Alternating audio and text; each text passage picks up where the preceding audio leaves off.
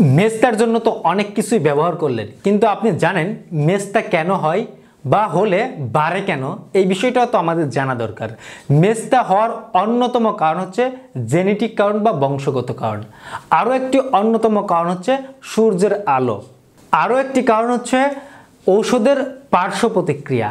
আরও একটি কারণ হচ্ছে আপনার না জেনে শুনে বিভিন্ন রকমের ক্রিম বা প্রোডাক্ট আপনার মুখে ব্যবহার করা। হরমোনও কিন্তু মেস্তার জন্য দায় রয়েছে।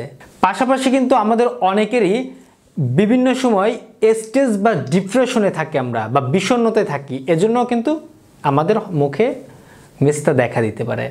সুতরাং মেস্তা কেন হচ্ছে, কিছু ব্যবহার করার সমাধানের পাশাপাশি কেন হচ্ছে, এদিকে যদি আপনি একটু লক্ষ্য করতে পারেন তাহলে মেস্তা অনেক গুণে কমে আসবে। আমি আশা করি বিষয়টা অল্পের মধ্যে বুঝতে পেরেছেন। পরিষ্কার পরিচ্ছন্ন এবং সঠিক খাদ্যাভ্যাসের মাধ্যমে মেস্তা কমানো সম্ভব। ধন্যবাদ সবাইকে।